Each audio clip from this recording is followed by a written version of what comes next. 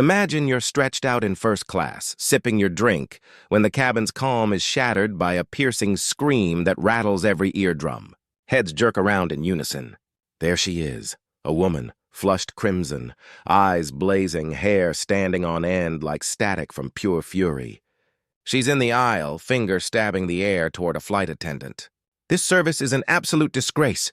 Do you people even know who I am?" Her voice blasts through the cabin like a loudspeaker. Conversations die instantly. Some passengers cover their mouths, others exchange nervous side glances.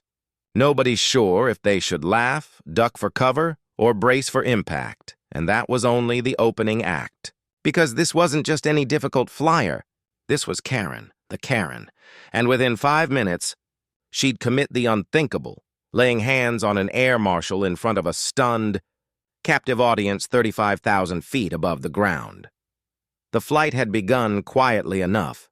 Seats reclined, tablets glowing with movies, the steady hum of people drifting into naps. But Karen thrived on conflict.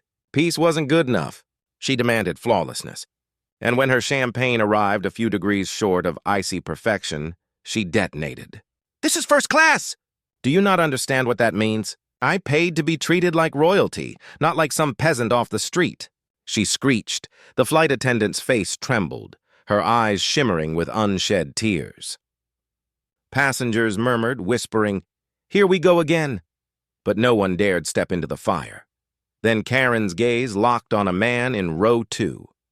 Broad-shouldered, dressed simply in a blazer, he read calmly while chaos churned around him. He didn't flinch. He didn't even glance up. That quiet indifference was gasoline on her flames. "Oh, you think you can ignore me? You think you're above this?" she barked, stomping toward him. For the first time, the man lowered his book, his eyes steady and cold. His voice, calm yet commanding, cut through the madness like steel. "Ma'am, I strongly suggest you return to your seat. It wasn't just confidence. It was authority that pressed on everyone's chest whether they wanted to obey or not." Karen wasn't impressed. "Who do you think you are telling me what to do?" She spat. He set the book neatly on his tray, leaned forward ever so slightly, and said evenly, "I'm an air marshal, and you're about 2 seconds away from making a huge mistake." The words hit the cabin like a lightning strike. Silence swallowed the space. Even the clinking of ice shifting in a glass sounded loud. Karen's face flickered, shock, rage, disbelief, and then, recklessly, she snapped. Her hand whipped across his cheek. The crack echoed like a gunshot. Passengers gasped, some actually screamed. Dozens of phones shot up, recording instantly. In that moment, Karen had triggered the showdown nobody saw coming. The air marshal didn't move at first. His jaw tightened, eyes locked on her with deadly stillness. Karen's lips curled into a smug grin, convinced she'd won. But she had no idea she'd just walked into a storm. A flight attendant hurried forward, her voice trembling. "Ma'am, you can't—" "Don't tell me what I can or can't do." Karen snapped back, venom in her glare. "I paid for this seat, and I have every right," but she didn't get to finish. The air marshal rose to his full height, slow and deliberate. He towered over her, and the temperature in the cabin seemed to drop 10 degrees. "Ma'am," he said, voice firm, "you just assaulted a federal officer. You are no longer a disruptive passenger. You are under arrest." The words landed like a gavel strike. Scattered applause broke out from relieved passengers, but Karen wasn't backing down. "Oh, please," she scoffed, flinging her arms in theatrical defiance. "You think you can arrest me in first class? I know people. You'll be unemployed before we touch the ground." Unmoved, he reached into his jacket and revealed his badge. The glint of gold silenced the whispers. "Every person here is now a witness," he announced, his voice carrying across the cabin. "This passenger has committed a federal crime." Phones rolled steadily, capturing Karen's eyes, widening as reality crept in. Yet instead of folding, she lunged again, shoving him square in the chest. The move barely rocked him, but it was enough. In one practiced motion, he seized her wrist. Controlled, unyielding, but not brutal. Karen erupted, shrieking, kicking wildly like a toddler denied candy in a checkout line. The air marshal's composure never cracked as he maneuvered her into the aisle with precision. Passengers leaned out of their seats, whispering as if watching a live-action drama. One muttered, "Finally, justice." Another chuckled, "This beats the in-flight movie." The rattled flight attendant let out a sigh of relief as the chaos shifted out of her hands. But Karen, desperate, had one last play. Twisting her head, she screamed, "Help me! He's attacking me! Somebody stop him!" The accusation hung in the air, a last-ditch gamble. Would anyone believe her? Or had she burned every scrap of sympathy? Her shrill wail, "He's attacking me!" was met with groans instead of support. A man in row 5 shouted, "Lady, we all saw what you did!" Another passenger added, "You slapped him first!" The tide had fully turned. Karen's shrieking, once loud enough to dominate the cabin, was now drowned beneath a tidal wave of groans and sharp disapproval. Her eyes darted from face to face, desperate for even a single ally, but what stared back was a wall of cold, unimpressed glares. The air marshal never loosened his grip. His hold was professional, steady, unyielding. "Ma'am, stop resisting," he warned, voice level, as if carved from stone. "You're only digging yourself deeper." Karen writhed, her designer heels scuffing against the carpet, hair flying as she twisted wildly. "This is harassment! I'll sue this airline into the ground! I'll own this plane!" she shrilled. Instead of support, the cabin burst into laughter. Raw, genuine laughter. A teenager in row 6 even muttered, "Good luck suing the federal government, lady."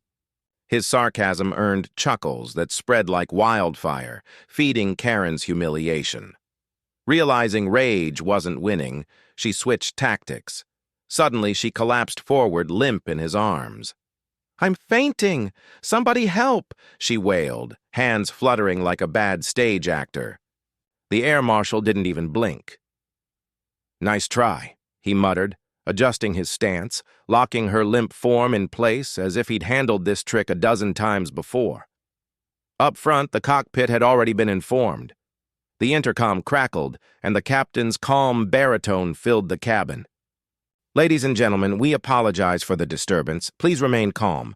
The situation is under control." The reassurance only heightened the passengers' sense that they weren't just travelers. They were front-row witnesses to history. Karen, feeling the performance slip away from her control, lashed out with venom one last time. She whipped her head toward the marshal and spat. "You'll regret this. When we land, I'll take your badge. Do you hear me? Your badge!" Her voice quavered mid-threat, betraying the cracks in her iron facade. The marshal leaned down just close enough for her alone. His words, cold and cutting, pierced her rage. "Ma'am, I've faced terrorists mid-flight. Do you honestly think your tantrum frightens me?"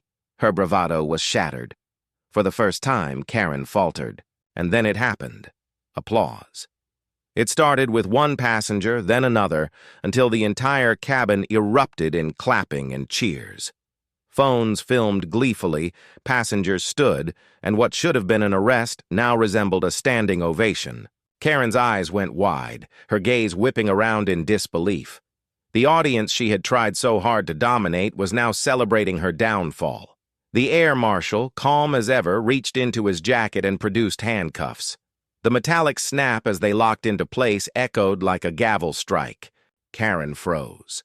Her eyes flicked desperately from the steel cuffs to the crowd. But there was no admiration, only ridicule, judgment, rejection. She yanked at the restraints, but they held fast.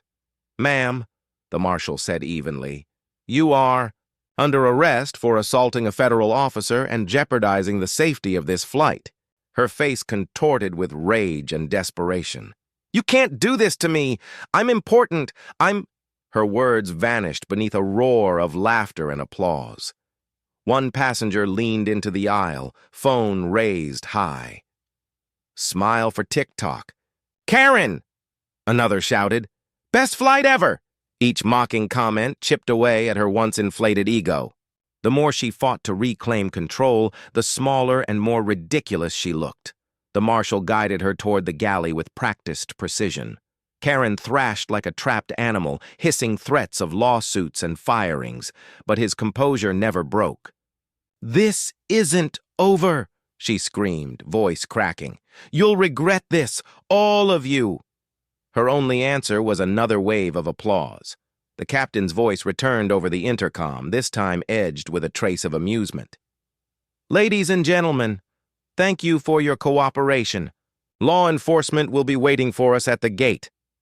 The announcement was met with thunderous cheers that rattled the cabin walls. Karen was secured into the jump seat near the galley, cuffed and seething. She muttered feverishly about scandals and conspiracies. But the audience she'd been playing to had moved on. Passengers went back to their movies, their meals, and their conversations, wearing satisfied smiles as if they'd just witnessed the ending of a blockbuster. As the plane began its descent, the Marshal checked the restraints once more. He leaned in, his words low, deliberate, impossible to ignore. "Here's the truth, ma'am. You thought you were the star of this flight. But the only thing people will remember is how you destroyed your own show." Her mouth opened, but for the first time, no sound came out. Karen had nothing left to say. The wheels touched down. Police officers boarded swiftly, their presence commanding instant silence. When Karen was escorted off the plane in cuffs, the passengers rose to their feet for one final standing ovation. The cabin thundered with applause, whistles, and cheers. The Marshal returned quietly to his seat, expression unchanged. But the satisfaction that rippled through the plane was unmistakable. Justice at 35,000 feet had never been so sweet. And if you enjoyed every second of Karen's spectacular meltdown, don't forget to hit subscribe, tap that like button, and share your thoughts in the comments below. I can't wait to read them. Would you like me to also tighten both parts together?